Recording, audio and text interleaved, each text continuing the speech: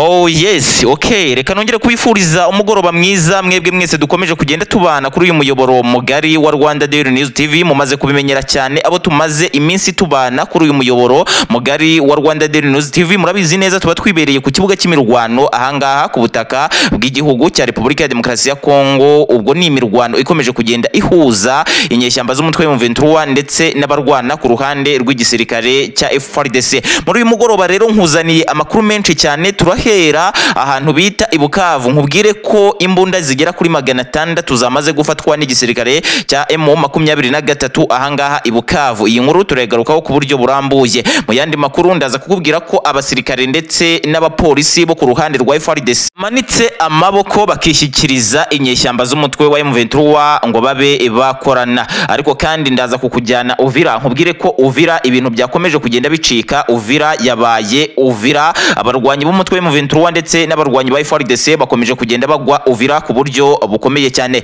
Iyi nkuru nayo ndayikubwira ku buryo burambuye. Turerekeza Karehe, nkubwire ngo ese Karehe bimeze bite, ese iyi teritwari ya Karehe ibintu byifashe bite. Ibi ngibi nabyo ndabikubwira ku buryo burambuye. Noneho rero mwakagira Imana mwe ni munyemerere aya makuru ndetse nandi ntababwiye tuze tuyagarukaho ku buryo burambuye. Mbanze nsuhuza abanyarwanda mudukurikiye muri mu Rwanda, nsuhuze abarundi mudukurikiye muri Burundi, ariko kandi ntabwo narenza ingohe abantu mudukurikiye muri ku butaka bw'igihugu cya Repubulika ya Demokarasi ya Kongo. Abantu mudukurikiye muri Kongo Brazzaville ndabasuhuje cyane, mbahereje ikaze. Noneho rero mwakagira Imana mwe reka mbanze mbasabe gukora subscribe, murikinge, mukomantinge kugira ngo amakuru yacu akomeze kugenda abageraho gatanu kuri gatanu. Jewe ukomeje kugenda ubagezaho aya makuru akaba ari nanjye ukomeje kugenda uyabategurira. Nitwa Mr Kenzo, mbahaye ikaze. Reka duhere ahangaha kuri zimbunda 600 zamaze gufatwa n'inyeshyamba z'umutwe wa M23. Waba wibaza uti izi mbunda zafatiwe hehe? Reka nkubwire nti izi mbunda zafatiwe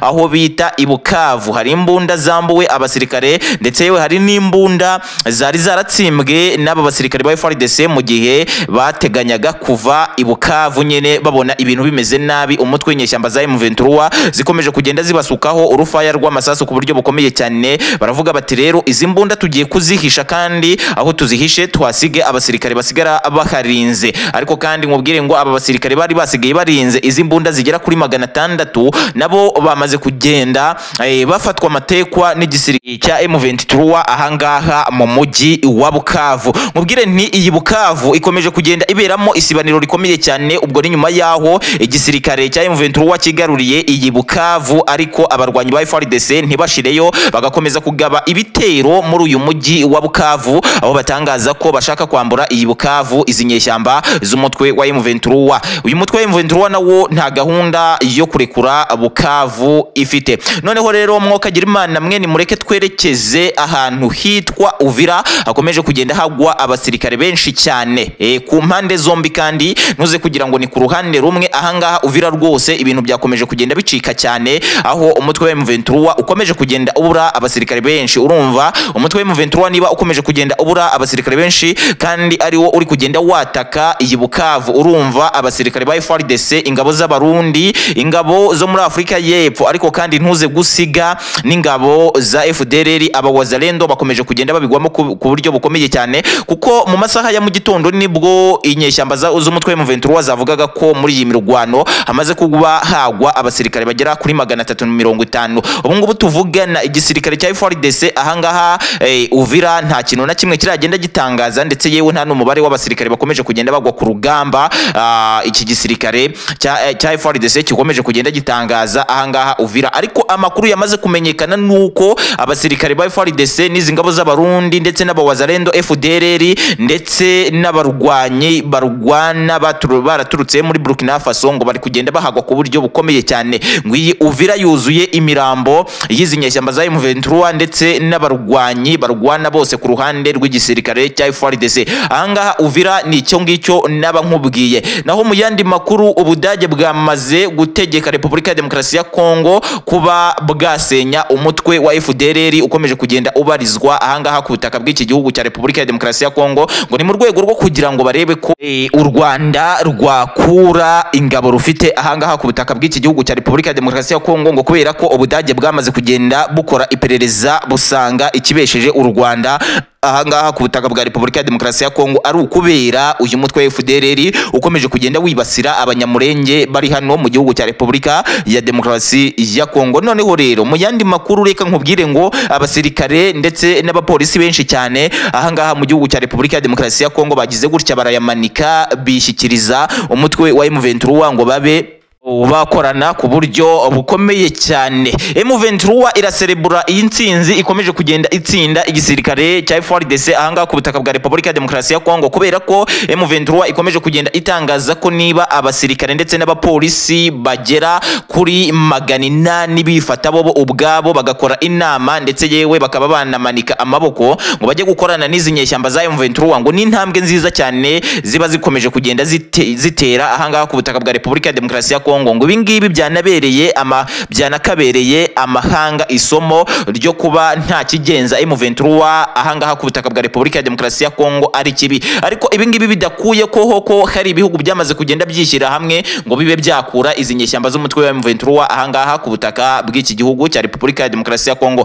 Ahangaha nakubwira nk'igihugu cya Burkina Faso, nkakubwira nka South Africa, nkakubwira nk'igihugu cy'u Burundi ndetse yewe nkanakubwira n'igihugu cya Tanzania, dore ko na Tanzania yamaze kuba yajya mu mubare w'ibihugu biri kwishyira hamwe kugira ngo bikusanye imbaraga bikure izi nyeshyamba za M23 ahangaha ku butaka bw'iki gihugu cya Repubulika ya Demokarasi ya Kongo. Ndetse nuze gusiga n'ingabo z'Abagande UPDF zo zanamaze kugenda zigera ahangaha ku butaka bw'iki gihugu cya Repubulika ya Demokarasi ya Kongo, kandi cyavuze ko kitagiye gufasha FARDC kurwana ahubwo cyagiye gufasha umutwe wa M23 kuba zahabya aba barwanyi ba FARDC ahangaha ku butaka bwa Repubulika ya Demokarasi ya Kongo. Ibi rero bikomeje kugenda bishyira igitutu gikomeye cyane kuri leta ya Kinshasa, bivuze ko iyi leta ya Kinshasa iri mu mazi abira ku buryo bukomeye cyane, kubera ko igisirikare cya M23 gikomeje kugenda gitera intambwe ndende mu gufata ibice byinshi ahangaha ku butaka bwa Repubulika ya Demokarasi ya Kongo. Ariko kandi ku rundi ruhande ntitwibagirwe ko igisirikare cya M23 muri iyi minsi igera kuri 3 gitakaje abasirikare bakomeye cyane ahangaha